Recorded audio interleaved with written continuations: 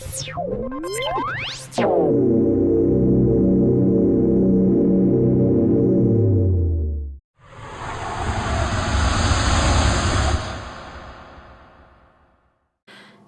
this is the Astral Tourist. It's November 29th, 2022. Last night I tossed and turned a lot, but this morning when I woke up, I decided to just try to get out a little bit, even if it was just to go flying. I laid awake for a long time without doing any reality checks. That was a mistake. Because a lot of times I found I can just be laying there and I could have astral projected if I'd thought to. Instead, I was thinking about doing it like at a later time, like after I fell asleep, even though I might have already been asleep. So just a reminder, don't do what I did this morning. Do a check, like float a command or try to roll out, just something, because I think I could have gone earlier than I did this morning. I think I was already asleep and I just didn't know it and I forgot to check. Anyway, somebody was asking me how I remember all the details. It's practice, it's doing the reality checks, and it's also just holding on to the memory before you wake up. I'll describe more about that towards the end of this experience here. But this morning, again, I was thinking about mantras too, and I thought, I'll just do some green Tara mantra to myself. So I began to recite the green Tara mantra. I was trying to do part of the long one with the 21 Taras, but I know I didn't get it all right. But that's kind of where my mind was, along with thinking, well, just get out and fly. Raise my vibration a bit by doing some mantras. In this case, green Tara this morning. And I was thinking about the different 21 Taras, even though I couldn't recite it all from memory. But I was thinking about how each one has a different function. And some are really bright, and others, like there's a foot stomper that helps keep negative vibrations away. And so that's where my mind was. Everything kind of just faded out. So I definitely fell into a deeper sleep. And then suddenly I was just out in space already, just zooming faster than the speed of light, FTL. So I guess the mantras helped some because I wasn't really feeling very high energy this morning. I was happy to fall back asleep. Like I said, I was tossing and turning a bit last night. And so it's like, wow, the mantras really help. And I've had that reaction before. They really do seem to help me. I don't know if they'll help you. You can try. I like Vajrasattva, Green Tara, just Om Mani Padme Hum. Ganesh, I love Ganesh mantra, especially if I get a little beat going with it. It's a good bouncy one. But, try some for yourself. Find your own. If you don't feel like doing mantras, maybe affirmations, focusing on light whose frequency keeps increasing, or a sound that keeps increasing in frequency, and vibrate and increase your frequency that way. However you want to do it. I'm just sharing what's been working for me. So anyway, I was out in space, faster than the speed of light, FTL, hyperdrive. It's like, whoa. And I didn't seem to be getting anywhere. I thought, sometimes my astral body is like on autopilot and it will go somewhere. And I'm just trying to stay caught up and pay attention. But I wasn't getting anywhere this time. So I thought, I'm going to try changing directions. So I went a little bit to the left. And I made sure not to turn all the way back around. I didn't want to give my brain the idea I was headed back to my body, right? And I still wasn't getting anywhere. And I headed to the right and made a kind of a curve. And I still wasn't getting anywhere. And I know I'm going hyper speed, so I should be seeing something. Space is vast. It really is. So it can take a while. But when you're going that fast, you usually can at least start to see something in the distance before long, even if it's just a star. I don't know if my vision wasn't perfect this time, maybe, or there just wasn't anything there. I wasn't feeling anything either. So I made the intention to just keep a telepathic feeling, vibe going, just for any kind of intelligent life that I would be able to communicate with. And that's so general that it meant it didn't have to be a planet, it didn't have to be a dimension, it could be just intelligent life floating around in space. As long as I could talk to it, I was going to try and find it. So that was just like the intention that I put out there. These don't always work, but I find that the more general ones have the best success for me.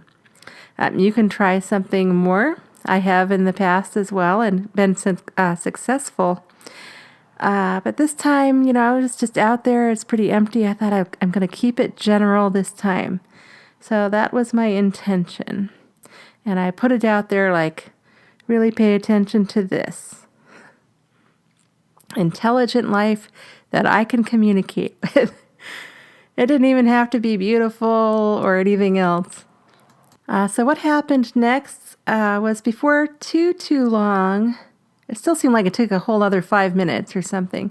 But then I did get seeing like orangish red arrows, really faint. And so I began to follow those, and they were really short, but I was like, okay. And then another one was there, and it kind of curved around, which I thought was weird. And then I saw some little white dots with mist around them. And I wasn't sure if that was like a dimension, a pocket dimension, representing a far-off galaxy, maybe. I didn't know. But the arrows had pointed me to that area, and so I kept going, and I went through that. And I don't remember much about going through it. It was just really misty or foggy. I don't even remember there being actual stars, even though it had looked like there were going to be.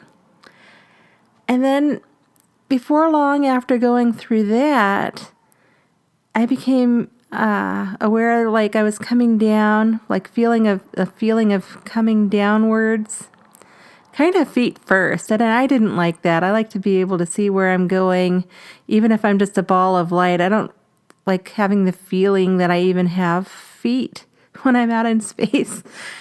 I prefer to zoom around as like mist or light. And I was feeling much heavier coming into this location is what that means. And I wasn't happy about that, but I was like, okay, I'm here. This might be my only chance to explore before I wake up, because I didn't think I would be asleep that long this morning. I knew I was going to wake up before too long, and I thought, well, I'm here. Let's take a look. And so as I came in closer to the area, like phasing into it, I guess you could say, I saw what looked like a plastic mountain, blue and white. I could see where the peaks were supposed to be, but it was very plastic looking. And as I came down lower and lower to the ground level, I saw that it was surrounded by more plastic that was colored yellow, and that was supposed to represent the ground. And so I'm just coming into this thing that looks like a diorama of a mountain or a small plastic sculpture, but it wasn't really that small. Actually, it looked small as I was coming in, but then it got bigger and bigger. And then I was ground level. There were some people walking around. I tried to telepath around for some help. Somebody didn't really say anything to me, and I wasn't sure if these were even humans or not, or human-like. I couldn't tell yet. I was still getting used to the area. It wasn't super clear yet. The mountain was, and this person kind of zooming by me at this whole different frequency than I was used to being at, pointed me towards some gates. So I walked through the gates, and in there it was way more clear, but still really weird. To the left, there were these animals. I couldn't tell exactly what they were. Like one was kind of a white blob and had a big smiley mouth, and it looked plastic too.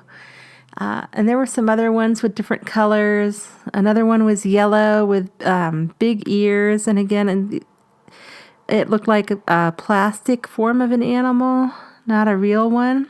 I don't think any of these were real. I decided after thinking about it, because I put some feelers out, to see, do I feel emotions from these beings or anything? And I didn't.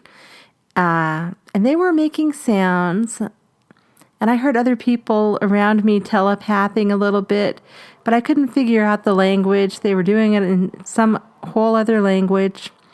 The animals were making sounds that I've never heard before. But I didn't think they were really animals. I think they were just sculptures. And so I thought, well, maybe I'm in some kind of a museum, I don't know, or a display area, a festival of some kind, and there are balloons. I could only guess. So I kept walking around asking for help. And then finally somebody else kind of pointed me to a room. There's this room up the way, up a path, and then on the left. And I don't remember seeing a door or anything, but it was kind of a blue structure that was square. That's all I remember about the actual dynamics of what it looked like.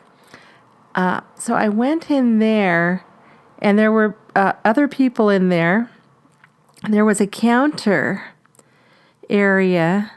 I tried telepathing around some more, and finally I got somebody who could speak in English telepathically, and they went up to the counter for me, even though I was already there. They came over and were giving me language, they were going to talk for me with my permission, which I gave them. And they did something with their mind, and somebody came out from a back room in there. And he was dressed in blue scrubs, like a doctor. So I was thinking maybe this is a vet, since I'd just seen the plastic animals outside, right? So I'm thinking maybe this is a vet on call or something like that for the animals, because just because I'm seeing them as plastic doesn't mean that they were, right? It could have been that I didn't understand, even though I really didn't feel life from them. But, I know I can be wrong. So I'm thinking, okay, maybe there's a vet on call and he can speak English or enough telepathy to translate into English.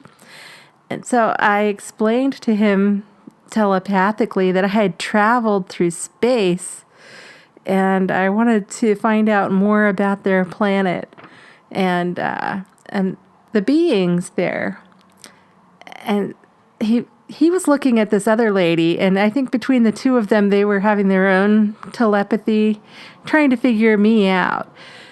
And then finally he looks back at me and says, if I'm really quick, then they can help me. So I agreed that they could be fast, as fast as I could be, to explain the situation.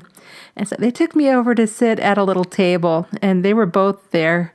And I think just to hear me and figure me out, they needed both of them going in their own minds. So that was really nice of them, I thought.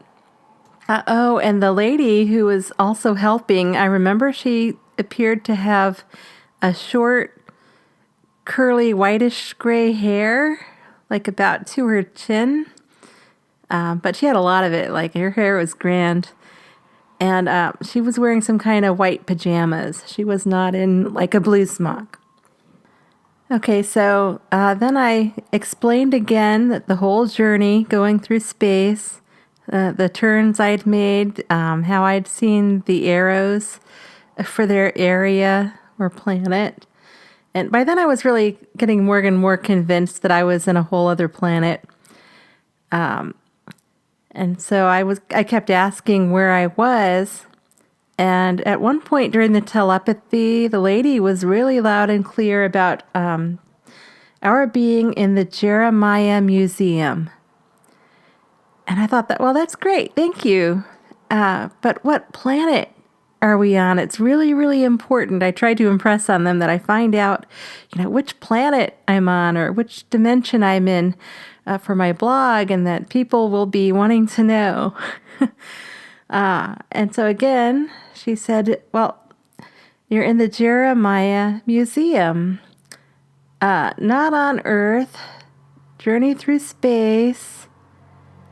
And then she and the man again were going on amongst themselves in like their whole other different telepathic language about how to explain to me about dimensions. Like I didn't know anything about them at all, and should they tell me certain things or not? And I tried to explain to them, like I tried to interject. I know that I'm in a different dimension. I know there are parallel dimensions and different kinds of dimensions. I tried to explain that I knew at least that much, but I had this feeling from them, even though they didn't say it to me, like, yeah, you really don't. That was the feeling I got. You're like, okay, pathetic human here, just trying to learn more. So they were going on amongst themselves some more. And then she turned to me because she was the one better at communicating with me about how things got tricky when I was doing those turns in space. Because they were also, it turns out, dimensional turns, which I kind of already knew that, but I let her explain in her way. And she said between the two of them, they figured out that this would be the best way to tell me where I was.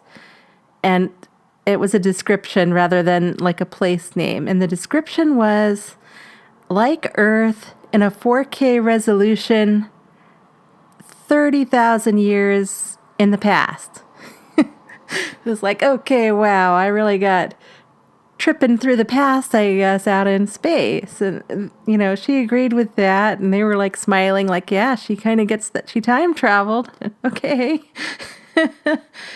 But then they were also trying to go on in language again that I didn't fully understand about the parallels and all the possibilities with dimensional time jumps. At that point, it was translated back to me as being a time jumps in plural, not just one time jump, but many.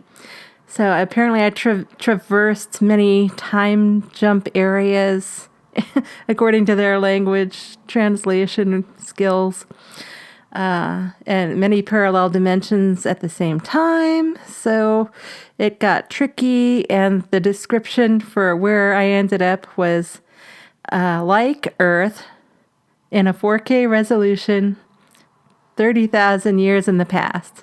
So I'm like, okay, this is definitely pretty trippy. I started to feel pulled back out into space. I couldn't help it. I tried to send him a telepathic thank you. Where am I again? Because I was starting to lose my lucidity, and the lady was able to telepath back to me strongly enough. Jeremiah Museum. I don't know how many times she telepathed it, or if I just got it on the first go, because then I was telling myself repeatedly so that I wouldn't forget, because I was also kind of just blanking out. I knew I was just falling all the way back to sleep. And so this is where we get into the part about retaining the details. You don't have to memorize every single thing. You can just memorize key moments and parts. So I was saying to myself as I was out in space, losing my lucidity, falling back into sleep. I didn't know if I was going back to my body, going to a dream or what. But I would not let Jeremiah Museum out of my head. I just kept repeating it over and over and over like a mantra. At the same time, I picked some visuals to go with it, like the mountain that looked like plastic and the colors of it. I did that like all in one flash. So it was like one flashcard, the mountain flashcard, in my mind. At the animals as a flashcard, the trippy plastic animals. And then the table with the doctor or vet, whatever he was, and the woman. And Jeremiah Museum. And I just would not let it go. Eventually, I did fall all the way asleep again. The next thing I knew, I was definitely in a dream. I'm pretty sure.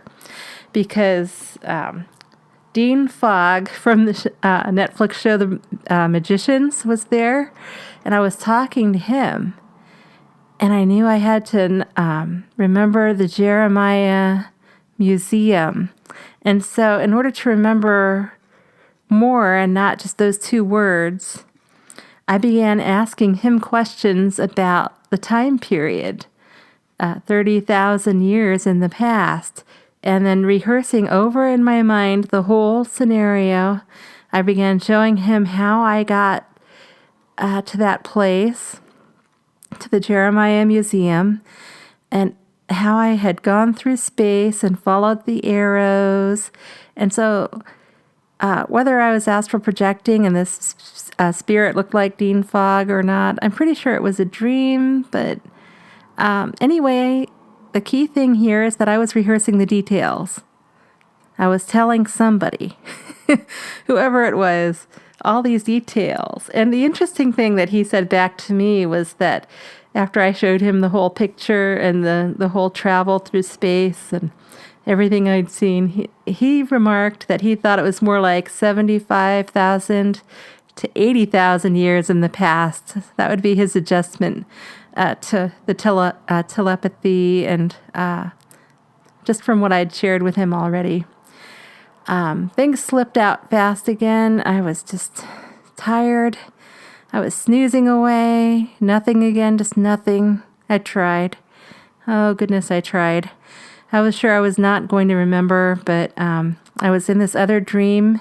Pretty sure it was a dream. It might have been an astral place, though, because I was walking through shops, and there are a lot of these, like, big areas in the astral that are shopping malls that have a lot of shops, and I was in one of those. Yeah, I think this one was astral, but, I mean, who can say anymore? I was pretty tired. Things were groggy. It was hard to remember. But I remember there was this guy walking along, and he had a huge acoustic guitar that was like brightish, orangish red. So I asked him if I could borrow it to write something on it. And I was surprised he said yes.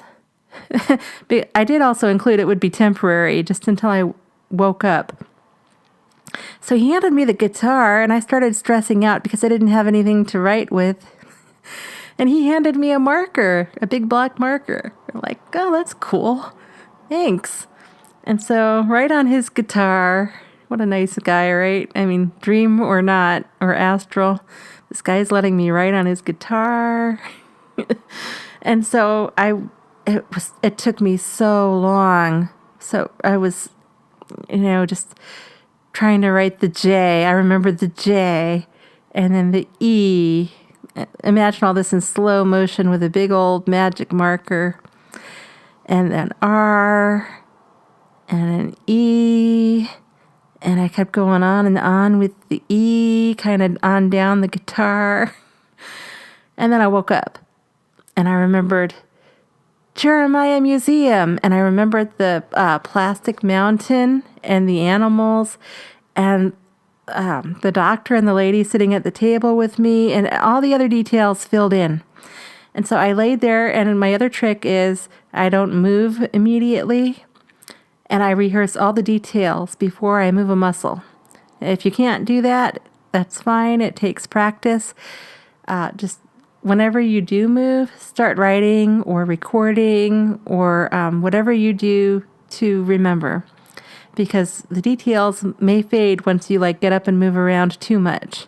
So keep paper and pen next to the bed.